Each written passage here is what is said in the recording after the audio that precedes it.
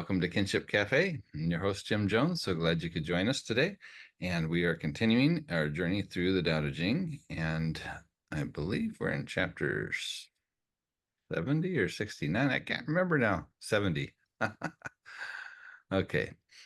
So, yeah, let's just go ahead and jump right in. So we are working with Addiss and Lombardo translation today, but we will have a couple of other ones that we bring in for comparison at some points. And we'll just start with the initial statements here. My words are very easy to understand, very easy to practice. Now, one thing I'll point out before we get started is it's clearly speaking in the first person here of my, but one of the points that we've talked about earlier is that this is probably a collection of sayings rather than a book that was authored by a single individual. So in this case, it's definitely being presented from that perspective, but we shouldn't take it to mean that this is the person who's actually written the whole of the Daodejing. And it may be that there's one author I was coming across had a very interesting idea in thinking about actually the name of the person that's attributed to the Daodejing. His name is Lao Tzu, and Lao means old, and Tzu, which normally in this case would mean master, is also the character for child. And so they've made some interesting comparisons about old child or something along those lines.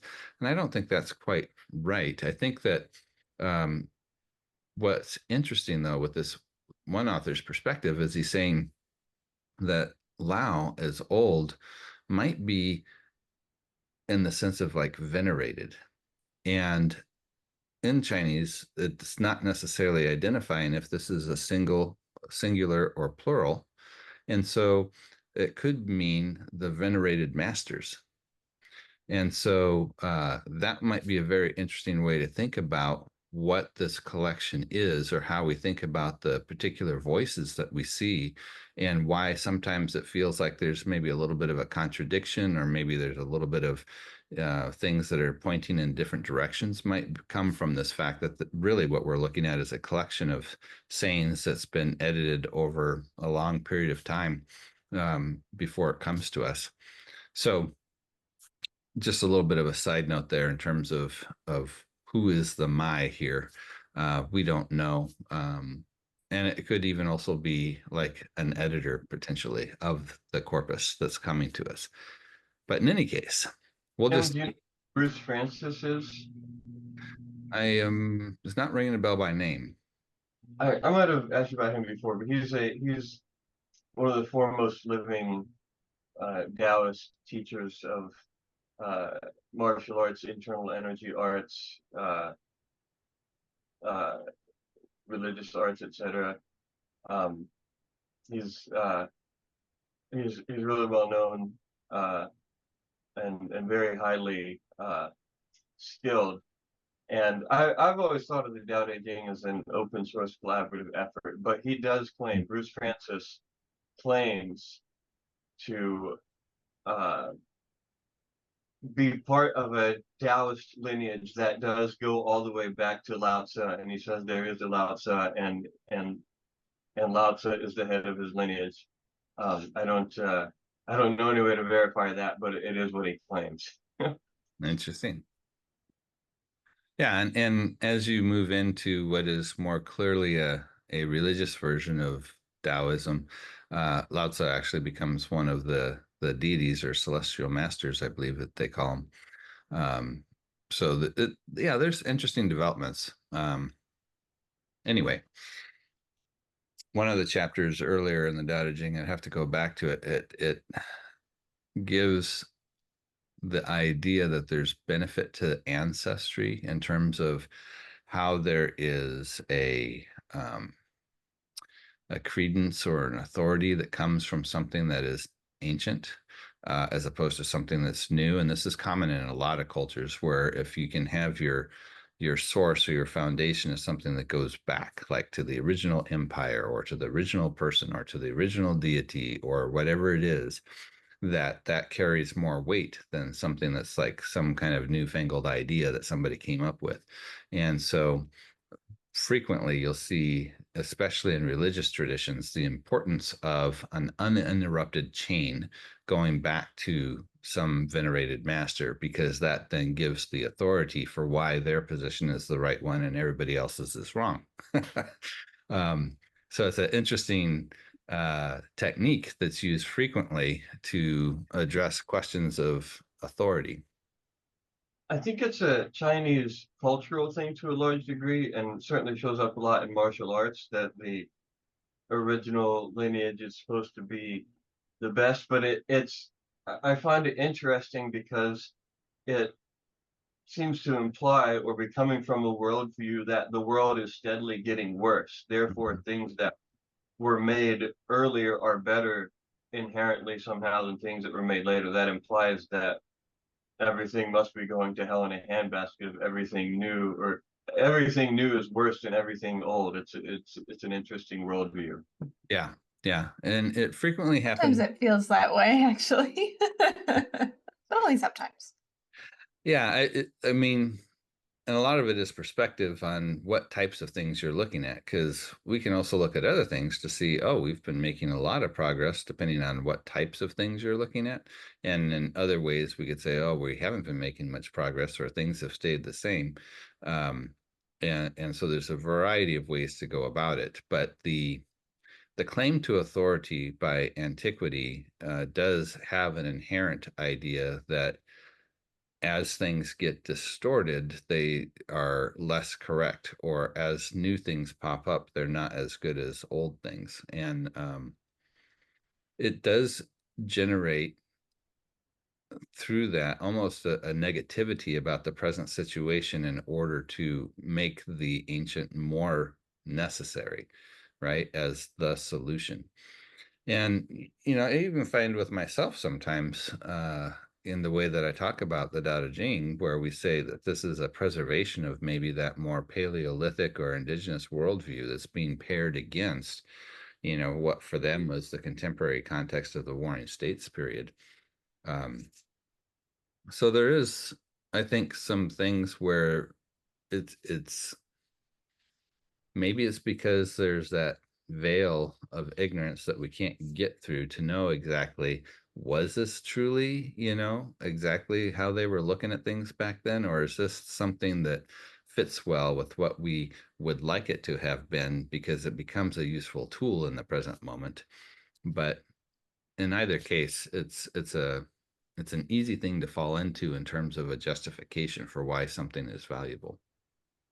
And whether the past was better than the present or not, whether we're talking about like conservative politics where everything was perfect in the 1950s and it's all going downhill from there, or it's the old venerated masters were the wisest beings who ever lived and nobody can ever match their wisdom. Ultimately, the reality is the past led to the present. So even if we could somehow reset things to be exactly like they were in the past, time would still move forward, evolution would still occur, and we'd still end up here. Yeah.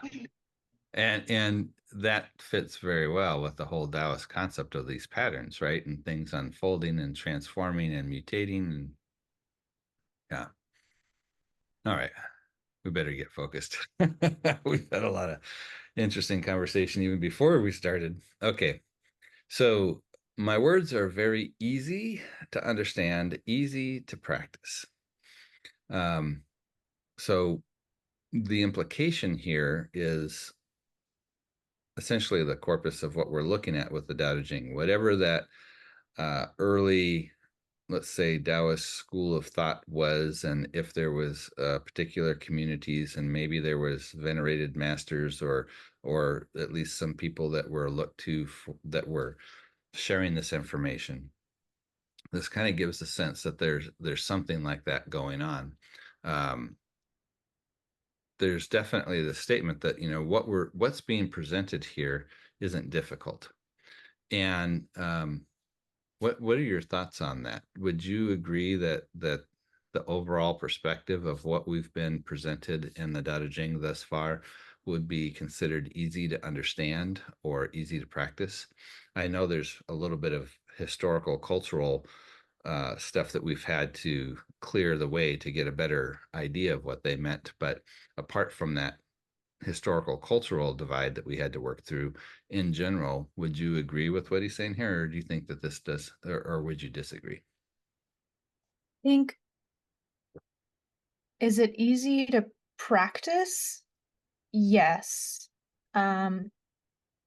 Sometimes I think when we go into a chapter, there's no way that I would understand what they were trying to say unless you were here to help us through it, to be honest. So I think it's easy to practice, but sometimes I don't fully understand what they're saying right off the bat.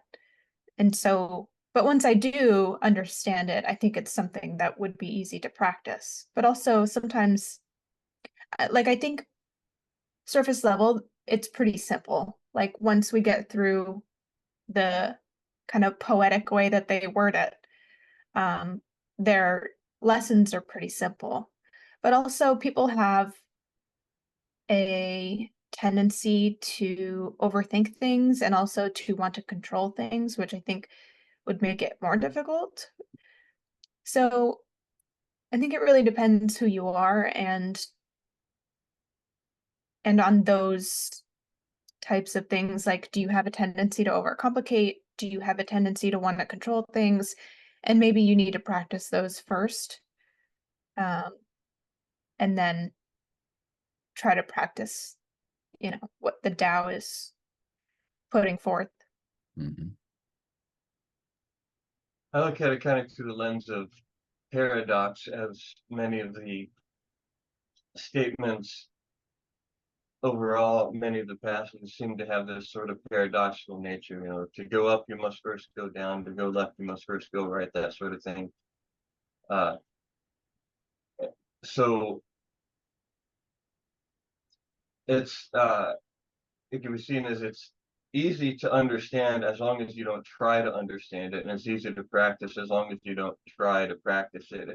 If you're not trying to practice it, then you're practicing it perfectly. But the more you try to practice it, the more poorly you actually practice it. So it's easy in the sense of it requires doing nothing. If you're not trying to practice, then you're practicing correctly. Mm. If you're not trying to It's so understand, difficult. then you get it. Yeah. It's probably a pretty mixed bag of how people would take this first line of like, well, yeah, it's easy, and other people would say, no, this is just crazy. But Yeah, I think it really depends on who you are. yeah, so with a lot of these opening passages, it'll start off with kind of this question or this paradox or something that doesn't seem to fit, and he's definitely going to do that here. So his second line says, no one under heaven can understand them, no one can practice them. Right, so immediately we've got like this, yep, it's super easy, anybody can do it, yet no one does and no one can. So it's kind of a, okay, what's going on here? That's funny. It's basically what I was saying and then what Dane was saying. I'm like, yeah, it's easy if you can understand it. Dane's like, no. It's hard. You have to Yeah. do nothing. Mm-hmm. There's a principle that I discovered, I guess, one way learning math and teaching math, in like teaching and tutoring students, for example, like calculus, and they'd say, oh, this is hard, and I'd say, no, it's not hard. If you know how to do it, it's easy. If you don't know how to do it, it's impossible. There's nothing in the world that's hard. If you know how to do it, it's easy. If you don't know how to do it, it's impossible. Like, can you take a derivative of this function? If you know how to do it, sure, it's easy. If you don't know how to do it, it's impossible. And also, when I don't know if I've mentioned this in here, but the I first encountered the Daodejing when I was a teenager, maybe in middle school, maybe around 13 years old. and it made no sense to me whatsoever. It was just a bunch of gobbledygook that just I couldn't make heads or tails of it. And then uh, after I graduated from college and started attending graduate school, was also when I started practicing internal martial arts for the first time. I've been practicing external martial arts for about 12 years up to that point. And that was when I started practicing internal martial arts. And within a few months, that triggered the first major spiritual awakening of my life, where there was a peak state that lasted about 3 months. And it was a lot like actually that movie Limitless, where there's a little pill you take that unlocks the other 90% of your brain and you have access to your full abilities. It was a lot like that, but it was going on all the time for 3 months and there was no little pill involved. And for some reason, I picked up the Daodejing again, the same edition that I had found when I was younger, the Feng in English edition. And I read it. I just read the whole thing, and it all made perfect sense. It was just transparent, crystal clear. It's like, oh yeah, this is perfectly obvious. I totally get it. And what occurred to me was that it's sort of like uh, a signpost on the path. It's like a little marker that says you are here Mm. on the path, which lets you know if you're on the path, whatever that is. If you can read this and understand it, you're on the path. If you read this and can't understand it, you're not on the path. But it's like a sign that says the path is here won't help you find the path. If you're off the path, like where is the sign? You can't. There isn't one. If you're on the path, the sign is there letting you know you're on the path, but you're already on the path, so you don't need a sign then. So it's like it's not something that like helps you get on the path. It's just something that uh, lets you know. It's just a confirmation Mm. of something you already know if you are on the path. Is a way I came to see it. So I'm curious, is this the translation that you had, the version? Uh, Flying in English, yeah, this Yeah, one. but I mean, it's this old one. Yeah, I had a very similar journey where in high school, this is what I came across, and it intrigued me to no end. But I also had a hard time. I mean, I made a kind of sense of it at that time that I found to be like deep or whatever, but it was mostly like trying to hold these opposites together and thinking that somehow it was like a both and type of a scenario in which logic somehow is just broken. And it probably was a good 20-ish years at least before I kind of circled back around and re-looked at it and was in a place now where I could actually understand it, or at least begin to. And yeah, it is interesting how much it changes over time after life experience in terms of, how you perceive what it has to say. You guys are so cool. I'm glad you think so, Taylor. All right. We think you're cool too. Oh, thank you. Okay. Well, let's see if we can actually get through this today. I feel like we're gonna have a lot of side notes on this one. So one point in the second statement, under heaven, Tianxia, again, we want to remember, is dealing with the social world, right? It's dealing with the realm of humans. And so in that realm of humans, which also could be talked about as the empire, right? So there's a couple of different angles depending on how you look at this concept, where it could be talking about, I mean, in a technical sense, it could be like the surface of the earth, right? But usually it has to do with like the domain of human interaction, and sometimes more technically as a cipher for the empire itself. So it could be that what's being said here is I'm not saying anything difficult, and what I'm asking people to do isn't anything really hard, yet um, for some reason, nobody in the empire is doing it. No one understands it. No one's trying to practice it. So the balance of the chapter then is going to explore why he thinks this is the case, or give kind of a diagnosis. So it starts off by saying words have ancestors, deeds have masters. Any thoughts about where this is going? It's kind of interesting with our prior conversation about ancestry in terms of philosophical thought. I think that's actually going to be rather relevant here. What do you think's happening with this part? On the surface, words have etymology, meaning Mhm. history of derivation. So every word that's used in a language comes from a previous word that had some meaning that may or may not be similar to the way it's currently used. And deeds are done by an individual. So that could be a straightforward interpretation of deeds having masters. If there's a deed, it means there's someone who did it. So we started off with two aspects. One of them was easy to understand and easy to practice. So here we have essentially the same two kinds of concepts: words in the sense of the things to understand, and then deeds in terms of the idea of practice, right? Uh, Now, what's interesting with what Dane had said about the idea of words having an etymology or a history and how they evolve over time, there is a concept within classical, within the Warring States period, but I think it probably extends a little bit beyond that, where they focus on what they talk about uh, rectifying names.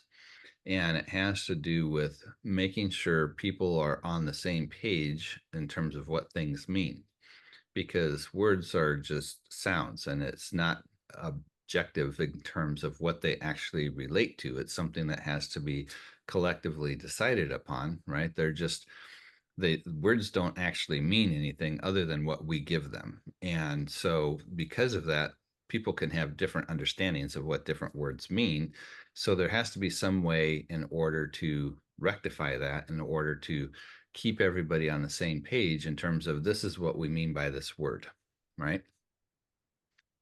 So here we've got that, this idea that there's an ancestry or a lineage, maybe would be another way we could talk about this. And maybe not just in terms of particular words, but if we're talking about wisdom, this idea that what he's teaching is easy to understand, it's like a wisdom tradition that we're talking about. So not just the one he's talking about, but in general, there's like wisdom traditions, or we even have like philosophical traditions, and we can trace them back through all the different, philosophical thinkers and the evolution of thought and how they come to be where they are. And it can be very complex and involved. But then you ultimately have, in a certain sense, kind of like gatekeepers to this. So you have, the college professors, or, the authorities that have written the books and whatnot, because at some point, um, there it becomes so convoluted to be able to make sense of it. You need somebody who can kind of say, okay, here's what it actually means when it comes down to what do we do with it right now. And so that deeds part and masters is kind of tying into the same thing. So there's this philosophical traditions that have a lineage that goes back and unfolds over time. And then you've got people who are, in a sense, kind of like the gatekeepers or the masters that help to understand what it is and how it works, and what the definitive, let's say, answer to these questions are, which leads to, of course, what do we do? And so, in a sense, we might be able to talk about, to rephrase a term, an intellectual industrial complex, right? In the sense that ideas and thoughts are um, potentially dangerous things. And so, one of the things that any type of institution has to do is define,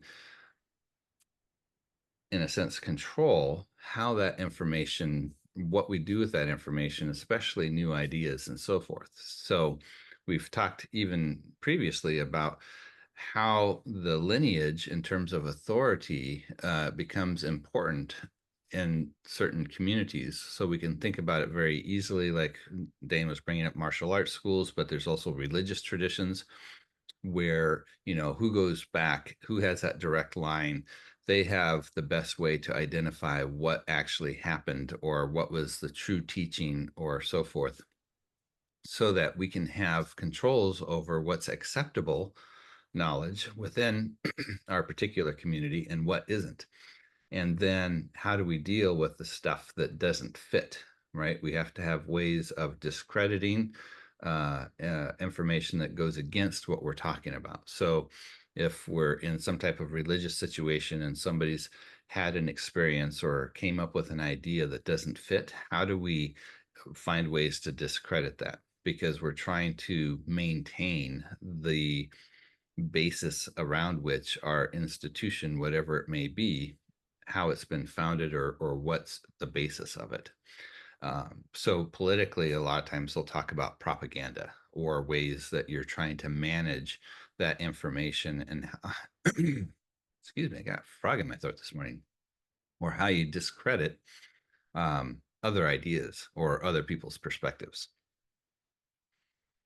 So I think the first part that he's bringing in when he's saying, why is it that nobody, either in that social world of humans or in that more specific, let's say, empire, is able to understand what he's talking about or put it into practice?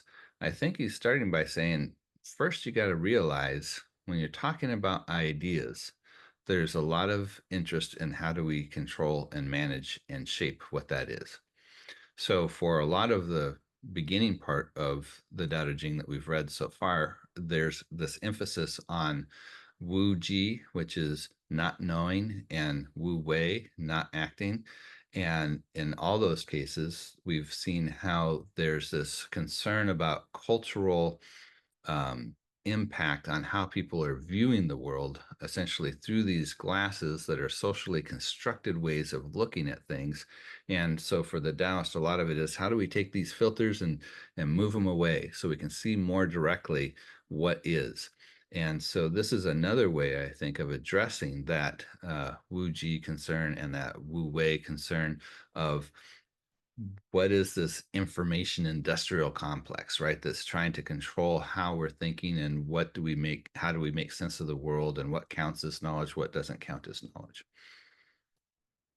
And so where he goes with this is he says, if people don't understand this, if you don't realize that there's people who have a vested interest in controlling information and what counts as viable information, you know, we see so much of this right now, right? With the fake news and the cancel culture and all these different tools that are being put to as much use as possible, especially in the political seasons, to define or even during the COVID thing, all the questions about, you know, should you vaccinate, should you not vaccinate, you know, all the different questions that were going on and what information was allowed to come through as officially sanctioned versus what wasn't allowed to come through because this is just crackpots.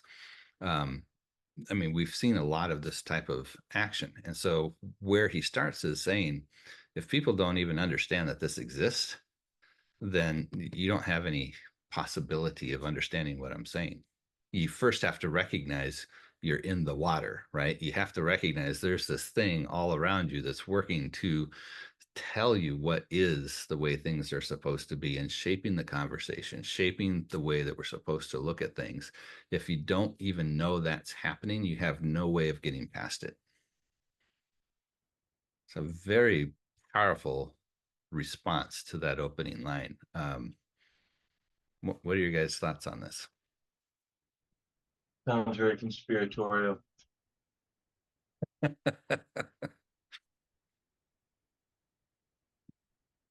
So are you Nothing happens by accident. Nothing is a coincidence, man.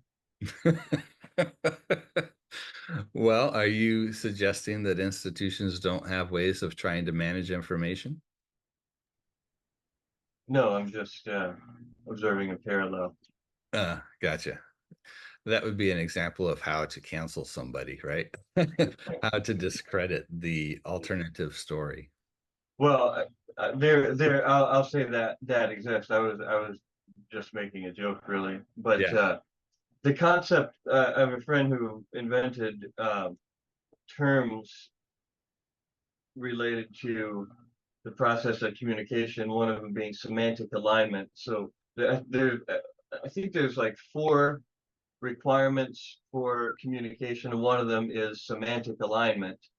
Um, Meaning, are we using the same words to refer to the same things? Because if we're not doing that, then it's impossible for us to communicate. So like one of the four requirements for communication is semantic alignment, which sounds very straightforward and logical, you know, if you're talking in terms of computer protocols or something. But I was just thinking earlier that it's very interesting with people how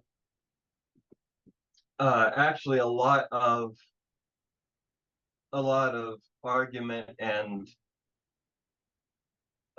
controversy is over definitions and how what do words mean and what terms do we use to refer to certain things. So two people will be arguing, and it's like one of them, this word means this, and the other one, this word means this.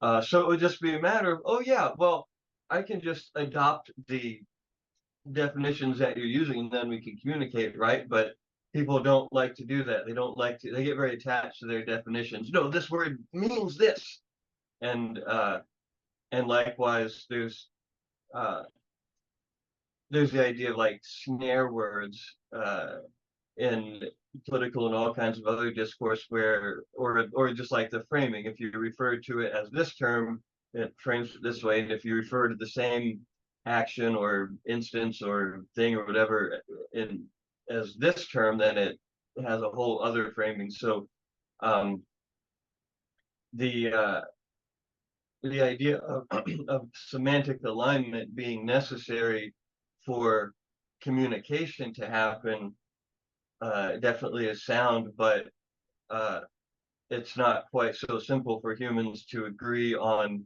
what a given term means or which terms are going to be used to refer to things in the world. Yeah. Well, it's interesting that term semantic alignment really is a good parallel to the phrase I used earlier in terms of rectifying names. It's really the same kind of process. And that was actually seen as one of the key components from a political perspective, from a governing perspective that had to be done. And maybe the idea is that that's the way that you have more mass adoption of how to refer to things, because this would be more of the officially sanctioned way of defining the terms so that you had that equal footing for how people are trying to communicate, right? And you can flip this two different ways. So you talked about the framing. The way I framed it in terms of the information or intellectual industrial complex definitely puts it in a negative context, right? That there's like some type of effort to control thought and keep things in a box and make everybody look at it a particular way. But the flip side of it would be we need something like that in order for communication to be possible. If people aren't on the same page with the same words meaning what they mean, and if we don't have similar values, and if we don't have a similar idea of, for example, what counts as currency or what language to communicate in, or traffic rules. So, I mean, there's all kinds of things that require kind of a top-down way of making a decision. This is the way we're doing it, just so that everything can actually be possible. That would be more the positive way of stating it. So, yeah, that idea of framing and that idea of semantic alignment or the rectifying of names has what could be argued beneficial ways of looking at, as well as the negative, in that there's a trade-off. Yep, we get everybody on the same page and we can have the communication, but how you are, what counts as official is making a bias towards a particular way of looking at things or addressing things that has an implicit, pushback against alternative ideas. And that's where the rub comes in, is there's a benefit to the conformity, but there's a loss of harmony. And that's where I think the Taoists are really trying to push back on more of this harmonious approach as opposed to a conformity approach. We're either a hive mind or warring tribes. Take your pick. And is that a legitimate dichotomy, right? Because that's also part of the justification is, for the powers that be, without us, it's going to be Mad Max. It's going to be just everybody after their own thing, and it'll be total disaster. Is it true?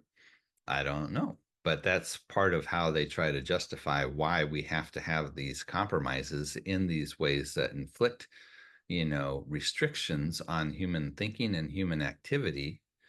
And again, we can say, yeah, I can understand, and especially with some basic things, why is it important everybody chooses to drive on the same side of the street? Well, that's pretty obvious.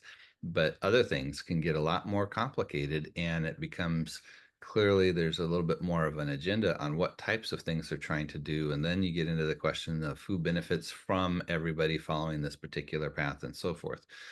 So this is Which definitely, itself can become its own self-perpetuating worldview that generates and frames everything in terms of mistrust and sinister motives. yeah, for sure. So it's a definite, one of those situations where we can see Confucius has his points and Lao Tzu has his points, and why it wasn't just an easily settled thing.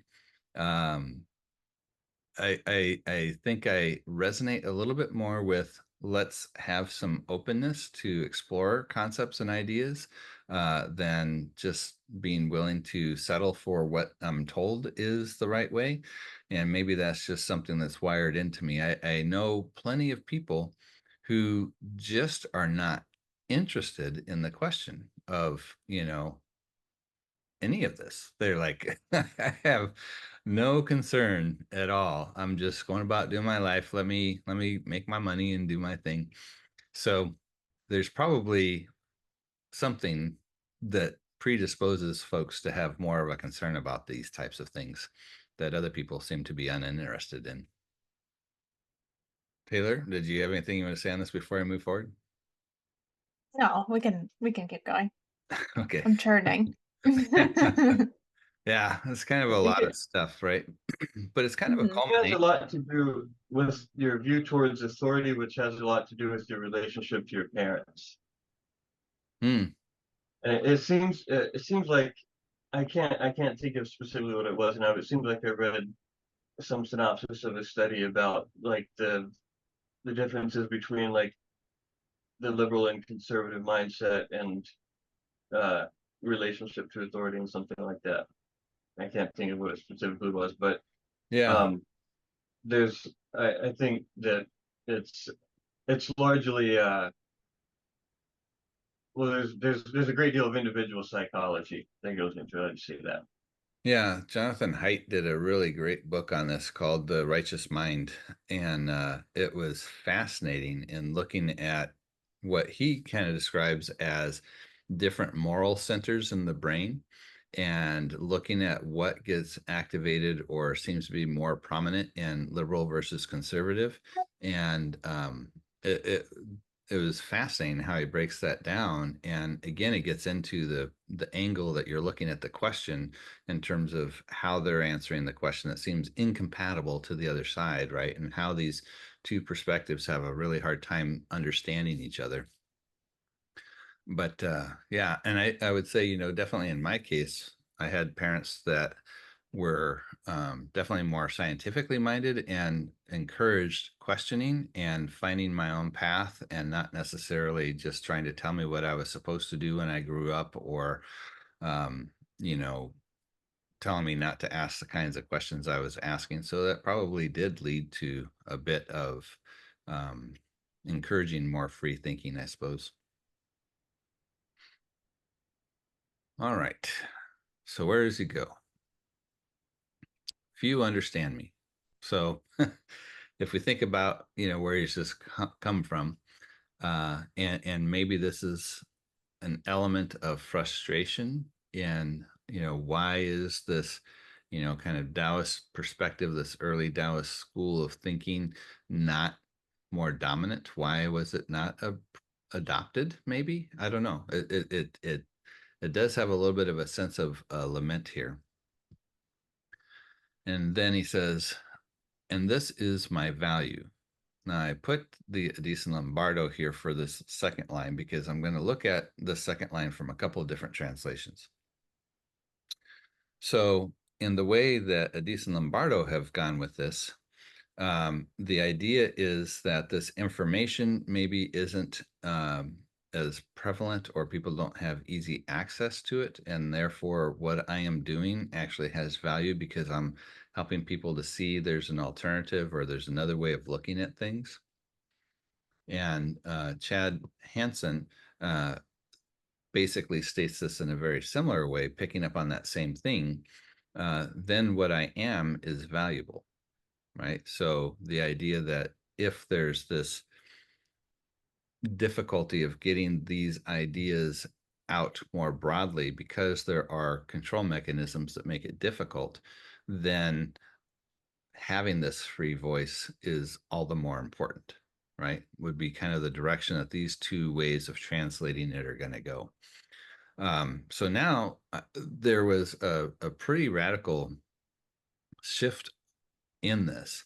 I would say probably 90% of the translations that I have that I've gone through went with the type of translating this line the way that we're seeing it here on the screen at the moment. So I was a little bit excited when I see something that's radically different, because I'm like curious, like, well, where did they get that from? And does this make sense? And one of them was from Benjamin Huff, that did the Tao of Pooh and the Da of Piglet. And he has a full-blown translation that he brings up some of his notes on how he translates some things. But how he translates this line is, those who rule me are honored. And I was like, wow, this is really different. What's going on here? So there's a phrase here, za, I believe is how you pronounce it, which does mean essentially to rule or to govern. And so it is a little bit confusing how these first two translations are taking that phrase. And I would love to have seen a little bit more of a breakdown on what they were doing with this character and how they used it in their translation.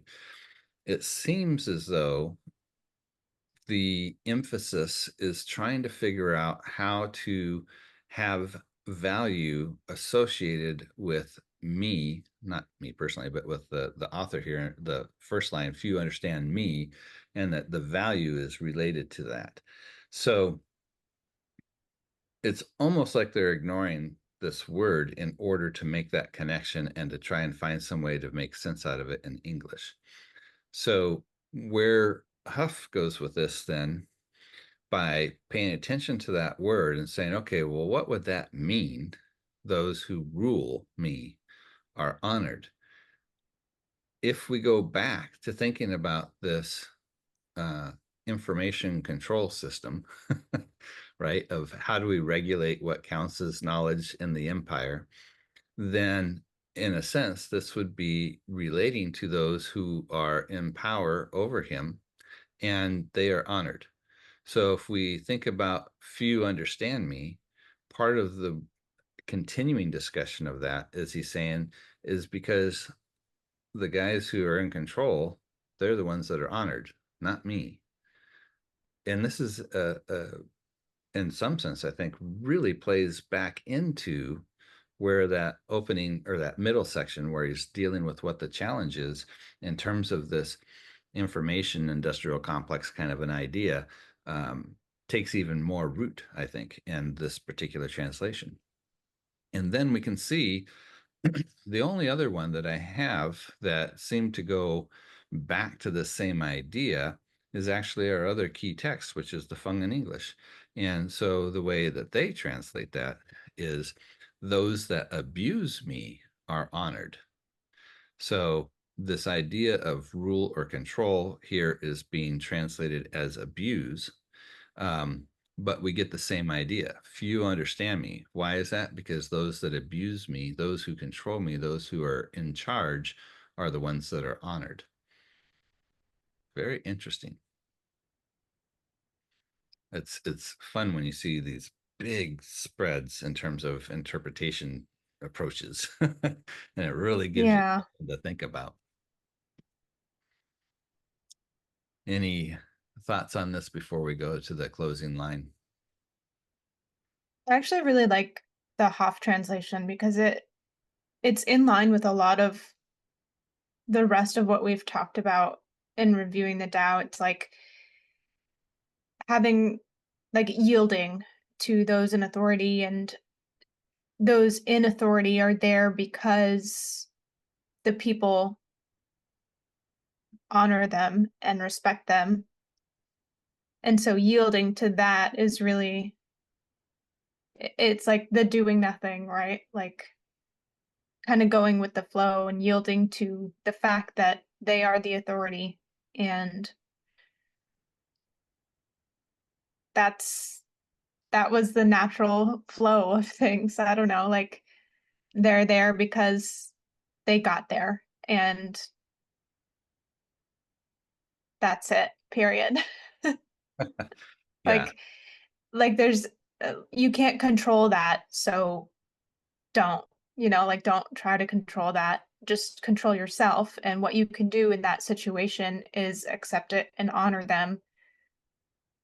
It and just, I don't know.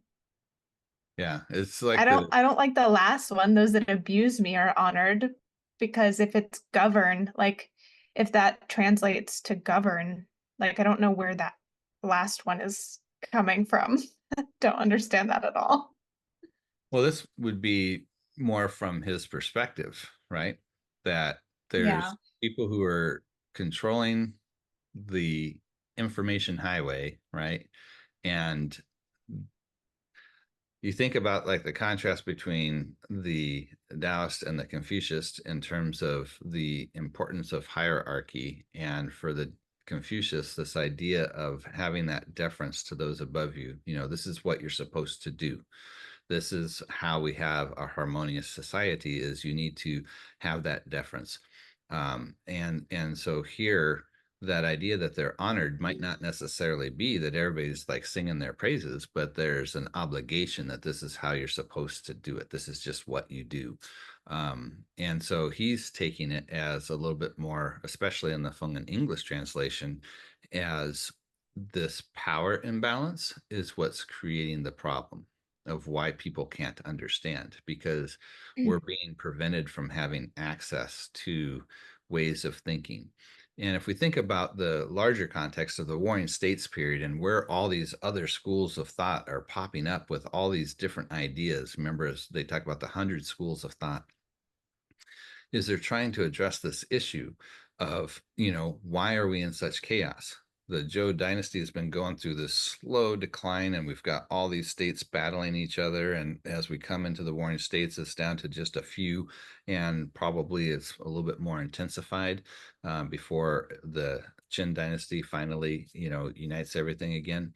And so the Taoists are trying to answer the question, yeah, you're saying it's all about this hierarchy and how you show deference and trying to get everybody to conform to particular roles. But they're pushing back, saying that's actually what's causing the problem, because you're not allowing people to be people. And when you do that, there's of course going to be resistance, because people don't fit nicely into your predefined boxes. So But at the same time, the ability to communicate this, and it's interesting in this context of thinking about like a information management policy, how that could be, there couldn't have been a unified one. In fact, that's the one reason why these 100 schools of thought were even able to exist for the period of time that they did and take the kind of route that they did, is there wasn't a single government that could actually control everything. And so it allowed for these different ideas to develop, and why this was such fertile ground in a sense for all these classical Chinese philosophies to develop. But I can imagine within each context, each group is trying to justify why they're the one, why they should be the one to take over and rule the whole thing, right? And so even though there wasn't like a uniformity across all of China that had the ability to control the information, and so these different schools could rise up within each of the different localities, they definitely had a way of trying to control information that would have made it difficult for some of these things to go through. Or it could simply be an inherited tradition, right? That this is just the way we do things. And that made it harder for that information to pass through too. The other possibility is that what we call the received text of the Daodejing, we don't have it in its like final form until about 200-ish CE or AD. And so it definitely had gone through some revision processes, and there definitely is a period of like synchronization between different schools of thought where there's more of an influence. And so there could be some things that we see popping up in this final version, the received translation or received text, that is picking up things that have happened pre-Qin or during the Han Dynasty.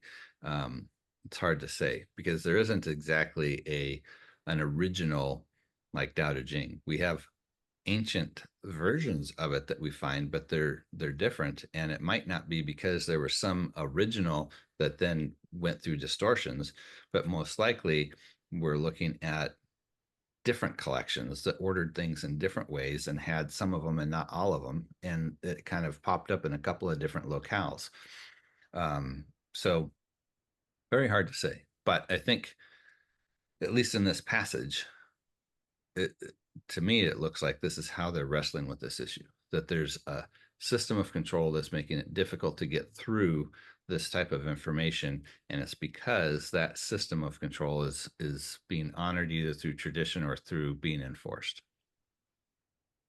All right, well, we're a little over time, so let me bring this to the close here. Therefore, the sage wears rough clothing and carries jade inside. And this is interesting, right? Because this is almost like secret agent.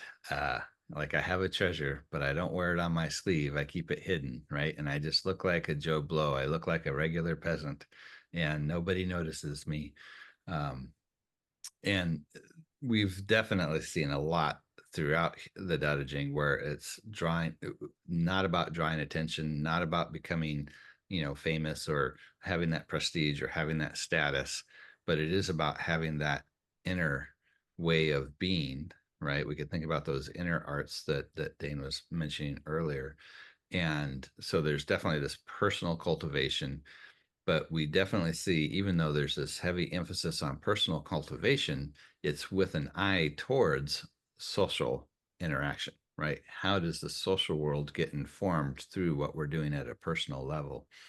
So here the idea is it's not about, going head to head. It's not about, a force versus force. It's a more of a subversive or a subtle or a maybe even secretive way that this information is essentially passed on or preserved or developed. I like that. Well, any other parting thoughts then before we go on? I really enjoyed this chapter. Did you guys like this one? Yeah. I think interesting to me to think about like how somebody could think this way without having access to the exact information that they're trying to share. Like a lot of the chapters that we cover are things that I have discovered just through life that kind of feel like a recap to me of practicing those things. And it's interesting, like, of course, not everyone thinks that way, and you'd want to teach them those things, but there are people out there that like think this way and don't necessarily know even what the Tao is, but follow it like just naturally. Mhm. Isn't that the nature of self-evidenceness? Yeah, it's a good confirmation, as Dane was saying earlier. It doesn't necessarily put you on the path, but it's a confirmation that you're on the same path. Yeah. In other words, it's completely useless. It doesn't help you at all. Yeah, Exactly. I'm not sure I would go there. I definitely find that confirmation, that concept, I definitely have experienced that, but I do find it very helpful too, in terms of helping to shape and think about the ideas and from the different perspectives. Yeah. It helps put words to a lot of things too, like that maybe you kind of think about but don't necessarily have like a good way to explain it or something like that, you know? Yeah. Well, Yes, because it's so concrete and direct. Exactly. well, we better bring this one to a close. I want to thank you guys for Mm. joining. And if you've been watching this as a video and you'd like to be a part of our Friday morning live Zoom discussion, you can register your email at www.kinship.cafe, and you'll get a weekly email with our latest videos, as well as the link to join this conversation. And if you happen to be in the Southern California area where we meet in person. All right, guys, we'll see you next time. Bye. Thanks, Jim.